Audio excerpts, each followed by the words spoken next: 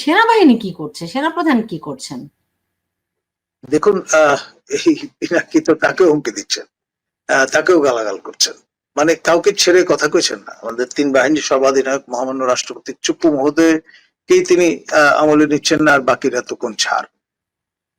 তার অ্যাটিটিউডটা হয়ে গেছে সেন্ট্রাল আফ্রিকান রিপাবলিক, যেটি বোকাসার পাল্লায় পড়ে সেন্ট্রাল আফ্রিকান এম্পায়ারে পরিণত হয়েছিল, এবং তিনি ফ্রান্স থেকে অর্ডার দিয়ে রাজদণ্ড এবং সিংহাসন বানিয়ে নিয়ে এসেছিলেন এবং নিজেকে তিনি সম্রাট হিসেবে বিবেচনা করা শুরু করেছেন। সেই বোকাসার মতো অবস্থা। জি, ধরেন কিন্তু সেনাবাহিনীর অবস্থাটা কি? তারা এরকম সেনাবাহিনী তারা সতর্ক আছেন। এবং আপনি বলছিলেন যে সেনাপ্রধান বলেছিলেন যে মব ভায়োলেন্স আর সহ্য করা হবে না। তারপরে গতকাল দেখলাম ভোলাতে একজন স্বামীকে বেঁধে রেখে স্ত্রীকে ধর্ষণ করা হচ্ছে, সেই ভিডিও এখন সামাজিক যোগাযোগ মাধ্যমে ভাইরাল।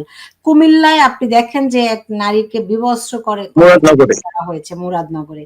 আপনি দেখেন একটি ছেলের ভিডিও দেখলাম, তাকে ছুরি দিয়ে কুপিয়ে কুপিয়ে খুঁচিয়ে খুঁচিয়ে হত্যা করা হচ্ছে। এত বিভৎস নৃশংস। আর একটা ছেলেকে দেখলাম গাছের সঙ্গে বেঁধে তাকে পিটিয়ে হত্যা করা হচ্ছে। আর এক জায়গায় দেখলাম ছুরি দিয়ে কুপিয়ে কুপিয়ে টুকরো টুকরো করা হচ্ছে। মানে এগুলির বর্ণনা শেষ করতে পারবো না, যে এতগুলো ঘটনা একসঙ্গে সামাজিক যোগাযোগ মাধ্যমে ঘুরছে।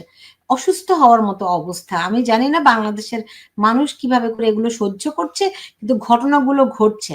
তো আমার সেনাপ্রধান তো বলেছিলেন যে আর সহ্য করা হবে না। তো ওনার সহ্য ক্ষমতা কোথায় গিয়ে পৌঁছলে ওনার মনে হবে যে না, এটাই শেষ?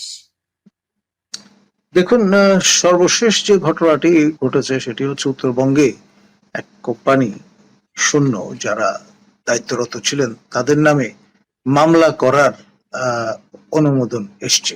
এটি আনপ্রেসিডেন্টেড, এর আগে কখনো বাংলাদেশের ইতিহাসে এমনটি আমরা জানি না। সুতরাং একে একে আপনার ট্যাবু যা আছে, ট্র্যাডিশন যা আছে, সবই ব্রেক করার প্রক্রিয়া শুরু হয়েছে।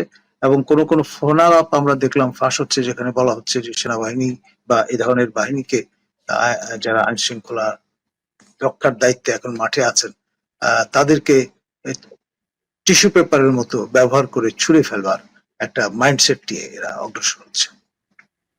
তাই তো। তো আমি যেটা বললাম, সেনাপ্রধান কি করছেন? আমি জানি আপনি প্রশ্নের উত্তরটা দিতে চাচ্ছেন না, কিন্তু আমি জানতেই চাই। মাননীয় সেনাপ্রধান তিনি অবশ্যই তার বাহিনী, তার আন্ডার কমান্ড যারা, তাদের প্রস্তুত রেখেছেন। এবং আপনার এ ধরনের হামলে পড়ার ঘটনা ঘটলে মহামান্য রাষ্ট্রপতি যে তিন বাহিনীর প্রধান, তাকে আপনার শারীরিকভাবে লাঞ্ছিত করবার চেষ্টা হলে, বঙ্গভবন নিয়ে বিস্ফোরণ ঘটানোর চেষ্টা চললে, ডেফিনেটলি সেনাবাহিনী আপনার অবাক হয়ে তাকিয়ে দেখবে বা ক্ষান্ত থাকবে, এটা ভাবার কোনো কারণ নেই।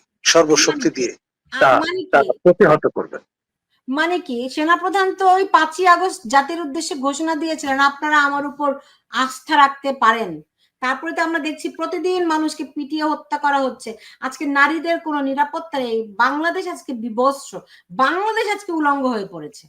তো সেনাপ্রধান কি করছেন? দেখুন, আমাদের মাননীয় সেনাপ্রধান তিনি এবং তার বাহিনীর জনবলের সীমাবদ্ধতা আছে, এটা তো স্বীকার করতেই হবে। 17-18 কোটি লোকের মধ্যে কয় লক্ষ লোক ইউনিফর্ম অবস্থায় আছেন, তাই না? সুতরাং এটাও কিন্তু আমাদের ভুলে গেলে চলবে। আপনি তো আবার নতুন তথ্য দিচ্ছেন। এটা ল এন্ড অর্ডার একটা পারসেপশন। আপনার সেনাবাহিনীর উপস্থিতি একটা পারসেপশন। গুলি করার দরকার হয় না, এটা একটা পারসেপশন। তারা তো সেটা ভোতা হয়ে গেছে। কারণ হচ্ছে এই যে দিনের পর দিন আপনি ম্যাজিস্ট্রেসি ক্ষমতা দিয়ে পিপল ইন ইউনিফর্মকে পুলিশি দায়িত্ব দিয়ে বাইরে রেখেছেন। এখন পুলিশ তার যে বাহিনী হিসেবে মোরাল বা মনোবল ভেঙে পড়েছে, এটা তো স্বীকার করতেই হবে। এখন পুলিশের কাজ তো সেনাবাহিনী দিয়ে হবে না। ইন এইড টু সিভিল পাওয়ার তারা তাদের উপস্থিতি বজায় রাখছেন বলে এখন পর্যন্ত একটা ধামাচাপা অবস্থা চলছে। এবং আজকে তারা যদি প্রত্যাহার করে নিয়ে যান, নিজেদেরকে সেনা ব্যারাকে ফিরে যান, পুরো দেশ কলাপস করবে, এতে কোনো সন্দেহ নেই। আপনার আইনের শাসন যতটুকু ন্যূনতম অসুস্থতিও থাকবে। সেনাবাহিনীকে মাঠে রেখে পুতুলের মতো দাঁড় করিয়ে তিনি তো বাহিনীকেও ধ্বংস করছেন। এর দায় ডেফিনেটলি মাননীয় প্রধান উপদেষ্টার, কারণ তিনি প্রতিরক্ষা মন্ত্রণালয়ের দায়িত্বে নিয়োজিত। তাকে সহায়তা করার জন্য সেখানে যুক্ত হয়েছেন আমাদের মাননীয় নিরাপত্তা উপদেষ্টা খলিল রহমান। তারা কিন্তু দায় এড়াতে পারেন না। ডেফিনেটলি পলিসি ডিকটামটা তো তাদের কাছ থেকে আসছে। আমরা দেখলাম যে নিরাপত্তা উপদেষ্টা খলিলুর রহমান গেলেন চায়নাতে, যেখানে যাওয়ার কথা ছিল সেনা প্রধানের। তো বিষয়টা কি দাঁড়ালো?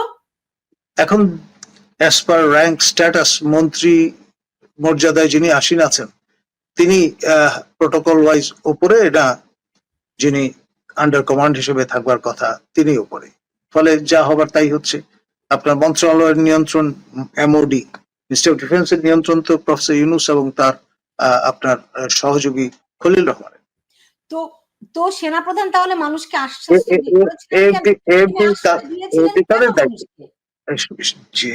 তিনি একজন ভালো মানুষ বলি এই আশ্বাস দিয়েছিলেন। ভালো মানুষ মানে কি? দেখেন, আমাদের সমাজে একটা কথা আছে যে ভালো মানুষ মানে যে বোকা, যে অক্ষম, যে কিছু পারে না, হ্যাঁ, তাকে আমরা ভালো মানুষ বলি। আবার অনেকে বলে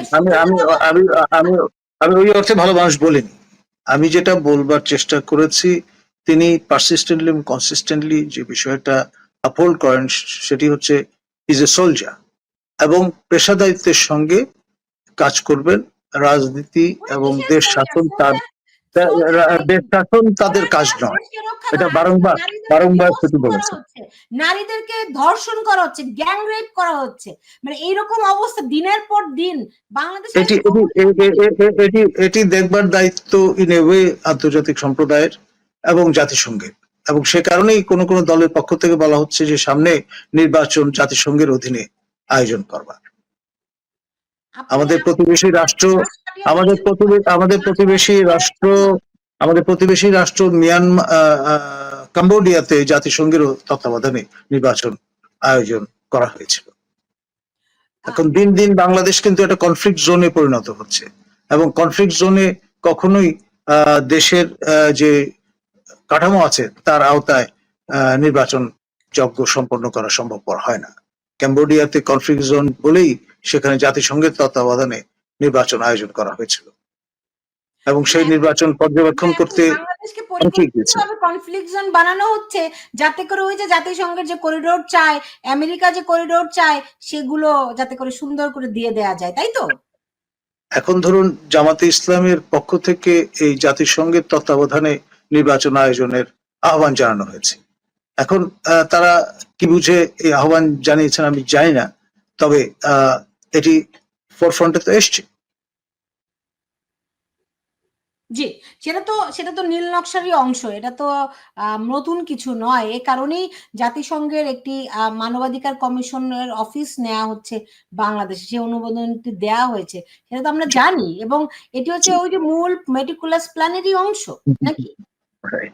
এটা আসলে কেউ যদি বলেন সেটা মেনে নেওয়া ছাড়া কোনো উপায় থাকছে না, কারণ সবটাই তো master mind, meticulous design, homework তার অংশ বলেই পরিগণিত হচ্ছে। ওকে, সেক্ষেত্রে তো জামাত তাদের কি প্লেয়ার? ডেফিনেটলি, এতে কোনো সন্দেহ নেই, কারণ তারা খোলামেলা কথা বলেন, এক এক সময় এক এক রকমের অবস্থান নিচ্ছেন। Very dynamic in that sense of the term. Very dynamic, মানে একটা কথা বলে না যে play according to the tune, মানে সঙ্গীতের মূর্ছনার সঙ্গে তাল রেখে মিল রেখে তারা তাদের কার্যক্রম পরিচালনা করছেন। তো এখন হবেটা কি? ধরেন 3 জুলাই যেই পরিকল্পনা ফাঁস হলো, এবং যদি একটা অরাজকতা তো অবশ্য চলছেই এখন এই মুহূর্তে দেশে, এটা নাকি এখন ইনস্টিটিউশনাল ফর্ম নিয়ে ফেলেছে আর কি। তো এখন এখান থেকে কতটা বিস্তৃত হয়েছে অরাজকতা, ফ্রান্সের রাজধানী পর্যন্ত পৌঁছে গেছে। সেখান থেকে অঙ্গুলি হেলনে হত্যার হুমকি দেওয়া হচ্ছে ঢাকায় বসবাসরত ব্যক্তিবর্গ। তো এই যারা মব গুলো করছে, যারা এভাবে নারীদেরকে ধর্ষণ করছে, বিবস্ত্র করছে, মানুষকে হত্যা করছে, এদের কি কাউকে আটক করা হচ্ছে? আপনার সম্প্রতি সাবেক আপনার প্রধান নির্বাচন কমিশন নুরুল হুদা মহোদয়, যিনি বীর মুক্তিযোদ্ধা, তাকে যেভাবে বেইজ্জত করা হয়েছে, জুতো পেটা করা হয়েছে, যারা করেছেন তাদের দু একজনকে আটক করা হয়েছিল, দ্রুততম সময়ের মধ্যে জামিন দিয়ে উৎসাহিত করা হয়েছে যে ধরনের কাজ আবারও করা যেতে পারে। তো আপনারা কেমন আছেন? ডেফিনেটলি আমাদের পিনাকি ভট্টাচার্যের রসানলে আছি, তার অঙ্গুলি বেলনে শফিক মহোদয় উদ্বেলিত হন, আমাদের দুদক সক্রিয় হয়ে ওঠে, আপনার মব তো মাথার ঘাড়ের উপর ঝুলছেই, যে কোনো সময় আক্রান্ত হবার পরিস্থিতিও তৈরি করে ফেলতে পারেন, কারণ তিনি তার হাত এত লম্বা যে জেলখানার মধ্যেও তিনি উৎপীড়ন করার সদম্ভ ঘোষণা দিয়ে ফেলেছেন। বুঝতে পেরেছি। আর এগুলো তো মব নয়, প্রেস সেক্রেটারি বলেছেন এগুলো হচ্ছে প্রেসার গ্রুপ। জি, মানে নানান রকমের প্রেশার গ্রুপ আছে, সেরকম লবি আর কি। তো এমনিতে যদি যদি বঙ্গভবনে আক্রমণ হয় সেই ক্ষেত্রে সেনাবাহিনীর প্রস্তুতি কেমন দেখছেন? সেনাবাহিনী সর্বশক্তি দিয়ে তা মোকাবেলা করতে দৃঢ় প্রতিজ্ঞ, কোন অবস্থায় তারা তো সর্বাধিনায়ক বঙ্গভবন রক্ষা করেনি। দেখুন, ওই ঘটনার সঙ্গে এটির তুলনা করা যাবে না।